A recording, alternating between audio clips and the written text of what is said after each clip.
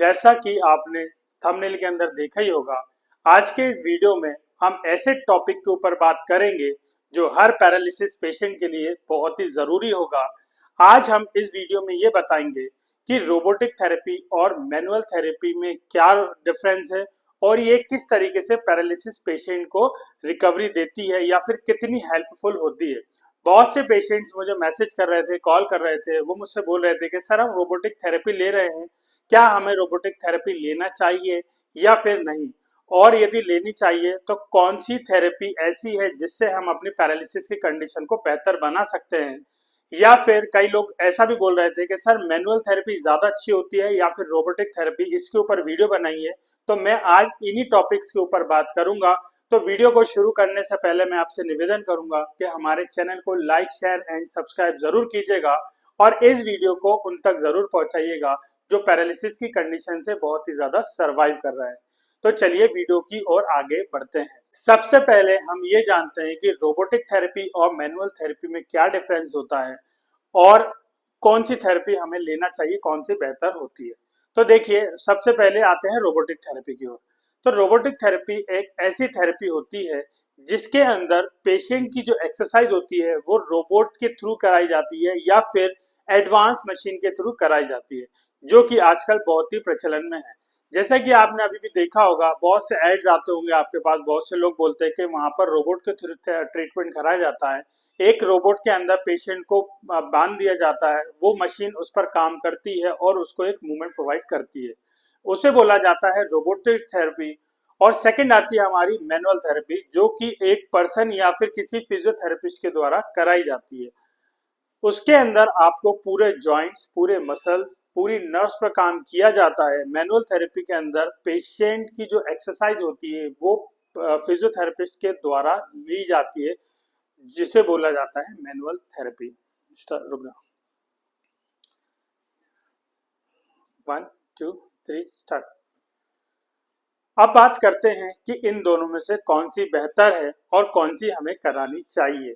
देखिए, सबसे पहले मैं आपको एक चीज बता देता हूँ, रोबोटिक थेरेपी एडवांस तो जरूर है लेकिन बहुत ही कॉस्टली है, जिसके कारण हर कोई पेशेंट इसको अफोर्ड नहीं कर पाता।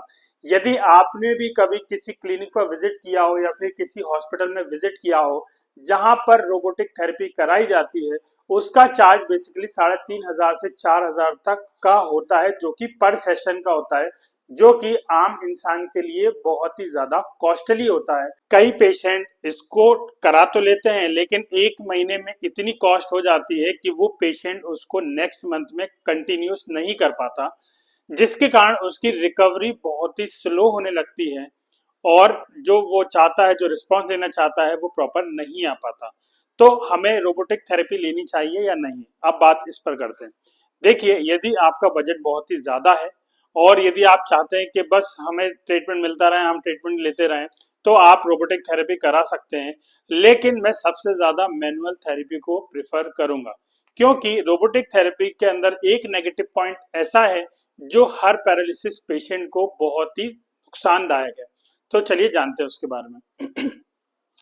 किसी भी पेशेंट को यदि आप रोबोटिक थेरेपी देते हैं तो रोबोटिक थेरेपी एक रोबोट के थ्रू हो रही है, जो कि आपका पहले से सेट होती है, उसकी रेंज सेट होती है, उसकी इंटेंसिटी सेट होती है, उसकी स्ट्रेंथ सेट होती है, जो कि हर पेशेंट के लिए फायदेमंद नहीं होती। कई बार ऐसा होता है कि जिस पेशेंट की मसल एक्टिवेशन अच्छा होता है उस पे भी रोबोटिक थेरेपी लेने के कारण उसका डिपेंडेंसी रोबोट की ओर ज्यादा हो जाता है। अब बात करते हैं कि हमें रोबोटिक थेरेपी लेनी चाहिए या फिर मैनुअल थेरेपी लेना चाहिए। देखिए, यदि आपका बजट बहुत ही ज्यादा है तो आप रोबोटिक थेरेपी की ओर जा सकते हैं, लेकिन आप ये चाहते हैं कि मेरी जो ट्रीटमेंट है, मेरी जो रिकवरी है, वो थोड़ा टाइम जरूर ले लेकिन रिकवर हो जाए, तो मैं आपको प्रेफर करूंगा मैनुअल थेरेपी की ओर। जैसा कि मैंने आपको बहुत ही स्ट्रॉन्ग पॉइंट बताया कि बहुत ही कॉस्टली होता है, जहां पर मैनुअल थेरेपी बहुत ही किफायती भी होता है और असरदार भी बहुत ही ज्यादा होता है। क्योंकि यदि आप रोबोटिक थेरेपी करते हैं या कराते हैं तो आप एक चीज नोटिस करिएगा, जो भी एक्सरसाइज होती है वो रोबोट करता है, आप नहीं करते। आपको सिर्फ उस मशीन पर बैठा दिया जाता है या फिर उस पर खड़ा कर दिया जाता है, जिससे मशीन तो काम करती है लेकिन आपके जो न्यूरोप्लास्टिसिटी है, जो आपके मसल का मूवमेंट है, मेमोरी है, वो ठीक से डेवलप नहीं हो पाती। और चलिए जैसे तैसे डेवलप हो भी गई, तब भी आप किसी न किसी मशीन पर डिपेंडेंट रहेंगे जिंदगी भर। यदि आप चाहते हैं कि आप जो काम है, जो अपनी एडीएल एक्टिविटीज है, जो डेली एक्टिविटीज है, उसको आप खुद के मदद से करना चाहते हैं, तो मैं आपको बोलूंगा आप अपनी मैनुअल थेरेपी को ज्यादा प्रमोट करें। क्योंकि यदि आप रोबोटिक थेरेपी लेंगे, तो वो जो काम आप कर रहे हैं, जो एक्सरसाइज कर रहे हैं, या जो एक्सरसाइज का पैटर्न है, वो आप नहीं कर रहे हैं, वो आपकी मशीन कर रही है। ठीक है। अब बात करते हैं मैं मैनुअल थेरेपी की ओर क्यों प्रमोट कर रहा हूं, या फिर मैं आपको क्यों मैनुअल थेरेपी के लिए सजेस्ट कर रहा हूं।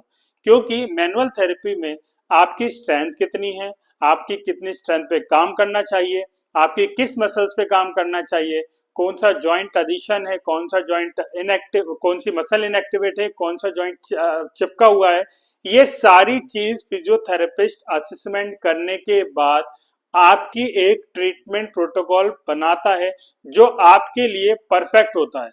किसी भी आप रोबोटिक थेरेपी में आप देखेंगे, तो आज एक बीच में अभी एक वीडियो बहुत वायरल हुआ था, जिसके अंदर एक रोबोटिक हैंड का बहुत ज्यादा यूज कर रहे थे लोग, है ना। तो मुझसे पूछ रहे थे कि सर हमें ये रोबोटिक थेरेपी लेना चाहिए, रोबोटिक हैंड लेना चाहिए। तो मैंने जब उनसे कॉस्ट पूछा, तो उन्होंने मुझसे बोला 35,000 रुपए का वो आपका रोबोटिक हैंड है। तो हमें लेना चाहिए या नहीं लेना चाहिए? देखिए, मैं उनको इस वीडियो के माध्यम से क्लियर कर दूं, देखिए वो कुछ भी नहीं है, वो एक मशीन है जो आपकी मुट्ठी खोल रही है, बंद कर रही है। जब तक आप उस मशीन के अंदर अपने हाथ को रखेंगे, तब तक आप अपने मशीन से उस हैंड को काम करा सकते हैं। जैसे ही आप उस मशीन से अपने हैंड को निकालेंगे, आपका मसल, आपके जॉइंट उसी पोजीशन पे वापस आ जाएंगे, जिसका कोई मतलब नहीं होता। यदि आपको उससे रिजल्ट मिला है, तो आप मुझे कमेंट में बताइएगा कि आपको रोबोटिक हैंड से रिजल्ट मिला है। मैंने जितने भी पेशेंट देखे, मेरे पास जितने भी पेशेंट आए हैं जिन्होंने रोबोटिक हैंड का इस्तेमाल किया था, वो भी मेरे पास आकर यही बोलते हैं कि सर इससे हमें कोई रिजल्ट नहीं मिला, हमारा टाइम और हमारा पैसा बहुत ही ज्यादा वेस्ट हुआ। ठीक है। तो मैं किसी को डिमोटिवेट नहीं करना चाहता, मैं किसी थेरेपी को सप्रेस नहीं करना चाहता, मैं किसी को प्रमोट नहीं करना चाहता, मैं बस उस चीज को प्रमोट करना चाहता हूं जिससे मेरे पेशेंट खुश रहें, जिससे उनकी रिकवरी बहुत अच्छी हो। मैं सिर्फ उस चीज को बढ़ावा देता हूं। मैनुअल थेरेपी के अंदर क्या होगा आपका, मैनुअल थेरेपी में आपके muscle activation, nerve activation, joint addition, joint का मूवमेंट, रेंज ऑफ मोशन, ये सारी चीजों का असेसमेंट होने के बाद आपका एक थेरेपिस्ट, जो आपका न्यूरो फिजियोथेरेपिस्ट होगा, वो आपका एक ट्रीटमेंट प्रोटोकॉल सेट करेगा। उसको सेट करने के बाद आपकी एक्सरसाइज कराएगा। जब वो कराएगा, तो आपकी स्ट्रेंथ के हिसाब से वो पावर देगा। अब इसके अंदर क्या होता है ना, मैनुअल थेरेपी में एक सेक्शन बहुत ही ज्यादा ऐड हो जाता है, जिससे आपको रिजल्ट बहुत ही ज्यादा मिलता है, जिसको बोला जाता है active exercise, passive exercise, active assistive exercise, active resistive exercise. ये चार एक्सरसाइज ऐसी हैं जो रोबोटिक थेरेपी कभी नहीं कर पाती। आप बोलेंगे सर ये कौन सी एक्सरसाइज है? देखिए, ये एक्सरसाइज की टेक्निक्स हैं, जिसको बोला जाता है passive exercise, active assistive exercise और एक्टिव रेजिस्टिव एक्सरसाइज। ये चार कुछ बेसिक सी एक्सरसाइज के पैटर्न है, जिससे पैरालिसिस पेशेंट को बहुत ही ज्यादा रिजल्ट मिलता है। अब बात करते हैं कि हम इस एक्सरसाइज को किस तरीके से परफॉर्म कर सकते हैं, किस तरीके से डिजाइन कर सकते हैं और किस तरीके से इसको कर सकते हैं। तो देखिए, आप जिस भी क्षेत्र में रहते हैं, वहां पर यदि आपका बहुत ही अच्छा थेरेपी सेंटर है, तो ही आप थेरेपी कराइएगा।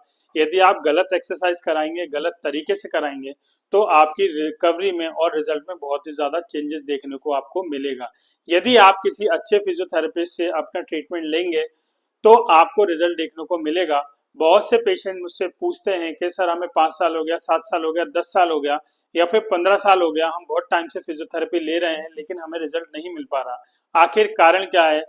हम बहुत टाइम, मतलब 2 घंटे 3 घंटे एक्सरसाइज करते हैं, लेकिन हमें ट्रीटमेंट नहीं मिल पा रहा है, या फिर हमें रिकवरी नहीं मिल पा रही। तो इसका रीजन क्या है? क्या हम कभी ठीक नहीं होंगे? तो उनको मैं इस वीडियो के माध्यम से क्लियर कर दूं, यदि आप सही डायरेक्शन में जाएंगे, तो ही आपको रिजल्ट देखने को मिलेगा। यदि आप गलत तरीके से गलत एक्सरसाइज करेंगे, तो आपको रिजल्ट कभी नहीं मिलेगा, भले आप एक दिन में 5 घंटे एक्सरसाइज करें या 10 घंटे एक्सरसाइज करें।